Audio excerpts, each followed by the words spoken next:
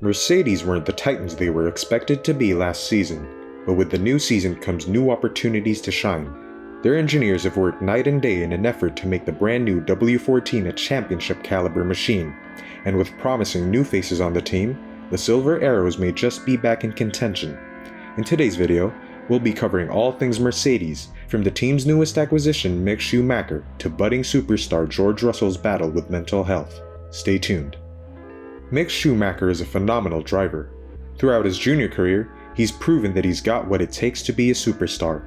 But since joining the F1 scene with Haas in 2021, we've only seen glimpses of his true potential, either because of his own struggles or the team's limitations. Either way, Haas decided to bring in veteran Nico Hülkenberg for 2023, leaving Schumacher without a ride despite his obvious talent.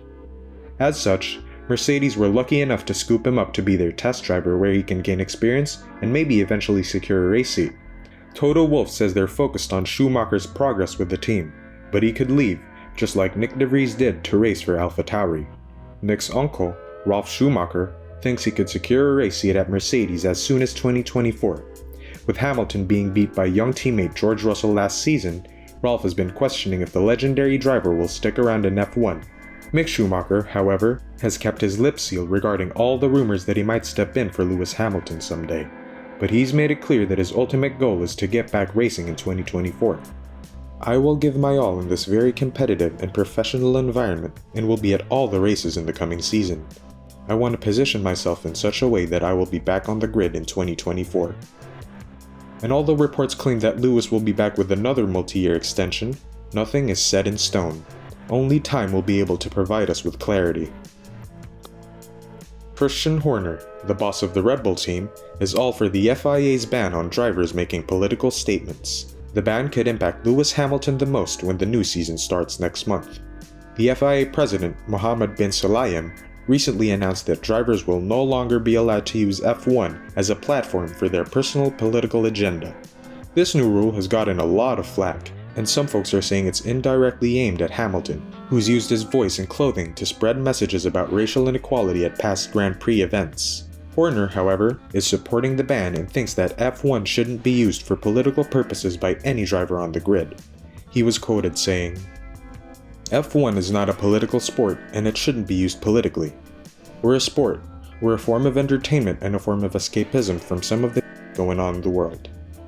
He also added that the FIA plays a big role in regulating the sport and that freedom of expression and speech will always exist, despite the ban on political statements at Grand Prix events. Several drivers have voiced their opposition to the new rule, including Red Bull's very own Max Verstappen, who thinks fellow competitors should have the right to speak their mind if they feel the need to. Hamilton's former teammate, Valtteri Bottas, has also criticized the decision, saying everyone should be allowed to do what they're passionate about.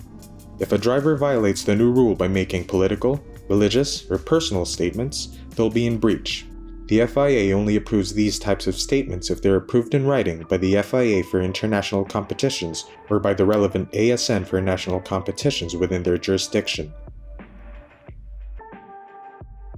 After honing his skills at Williams for 3 seasons, Mercedes decided to give George Russell the big stage and promoted him to race alongside the legendary Lewis Hamilton in 2022. And Russell did not disappoint. He ended his first season with the Silver Arrows with 275 points, a full 35 more than Hamilton. Plus, he notched up Mercedes' only win of a rough season in Sao Paulo and snagged their only pole of the campaign in Hungary. Russell will surely cherish that Brazil win for his first season with Mercedes, because even though beating Hamilton in points is a big deal, Russell thinks people won't remember it since he finished 4th in the end. In an interview with Automotor und Sport, Russell spoke about the importance of the Brazil victory. "For me, this victory in Brazil was more important than the points classification. At the end of the day, nobody remembers that I beat Lewis on points. I only finished 4th, so no man's land." With that being said, Russell isn't satisfied with just one win and 8 podiums, even though that's a huge accomplishment for many drivers.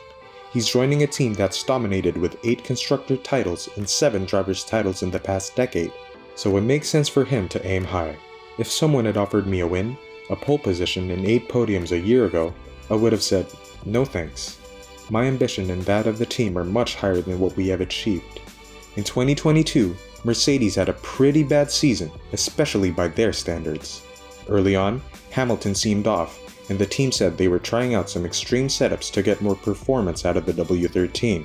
But as the season went on and the W13 improved, we started seeing Hamilton get back to his usual self. However, a W13 that was fast enough to win races was still pretty rare.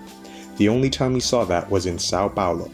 Now the real challenge for Russell will come if the Mercedes W14 is good enough to compete for the championship. If that happens, Russell will have to do what only Nico Rosberg did once in 2016 and become a Mercedes driver other than Hamilton to win the title in this turbo hybrid era.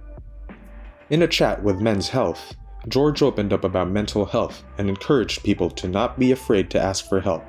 He didn't mention a specific race where he sought pro advice, but the 2020 Imola and Sakir races were tough for him, especially the latter, which was beyond his control. The moment when I thought I need to seek some professional help, I had a really difficult race. I had a crash. It was a very low point in my career. I thought I could just pick myself up from that moment, and I was picking myself up, but we decided to speak with a professional, and I was so grateful that I was advised to do that because I came away from that conversation and that meeting with them feeling so much better about myself, and put those negatives to the side, lifted myself up, and I was ready to attack the rest of the day and the rest of the week. I haven't always been into my mental health. I only started getting into it about 1.5 years, 2 years ago, when I started to speak with a psychologist, mainly for my on-track personal performance. And Russell's advice to people struggling with their mental health? The one bit of advice I would give to someone who is struggling with their mental health would be not to be ashamed about talking to somebody, whether that is a friend, or a colleague, or a member of your family, or reaching out to a professional. We all have our moments where we are feeling a bit down, a little bit low, but even when we are not, I think talking to somebody to almost have this mental maintenance just to keep ticking over, to keep in that positive place, is so important. So what's your take on Mercedes? Will Mick Schumacher show enough promise to fill Lewis Hamilton's shoes? Is Christian Horner only supporting the FIA in spite of Lewis? Will George Russell be able to fight off his demons and come out with a spectacular outing this coming season? Share your thoughts in the comments below. And don't forget to subscribe and hit that notification bell for the latest F1 news.